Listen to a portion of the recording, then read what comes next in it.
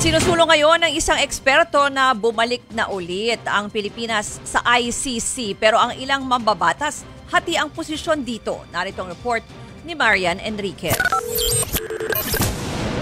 Matapos maaresto at bitbitin pa Netherlands si dating Pangulong Rodrigo Duterte, nananawagan na rin ngayon ang ilang kongresista na bumalik na tayo ulit bilang miyembro ng International Criminal Court o ICC. Ayon sa ilang mambabatas, mainam na maging parte ulit ng ICC ang Pilipinas para may proteksyon ng mga Pilipino kung maulit ang mga pang-aabuso gaya ng malawakang patayan noong war on drugs.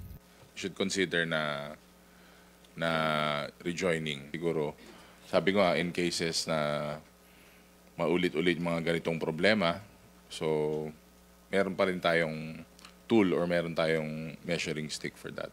Pero para kay Assistant Majority Leader Jay Kong Hoon, hindi pa ngayon ang tamang panahon para pag-usapan ang pagsali ulit sa ICC. Sitwasyon ng Pilipinas ngayon, napaka-politically charged, no? Napaka-politically divided. Siguro, pag medyo malamig na yung issue, malamig na yung sitwasyon, pwede ulit pag-usapan. Taong 2019 nang formal na kumalas sa Rome Statute ang Pilipinas sa utos ni dating Pangulong Duterte. Makalipas ang ilang taon, si Duterte rin mismo ang unang leader sa Asia na lilitisin sa ICC.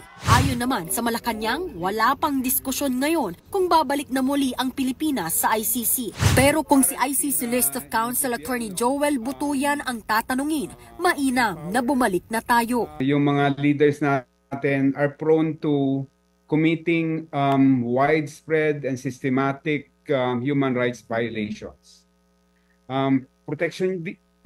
Kagaya sinabi ko, protection yan hindi lang ng mga civilian, pati na rin yung ruling class.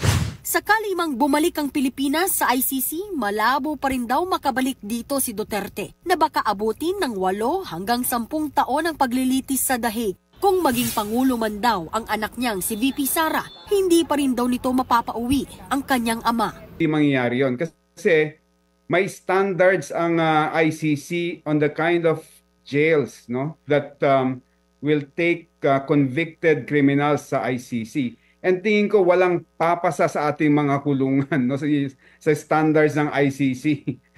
Nagbabalita mula sa Frontline, Marian Enriquez, News 5.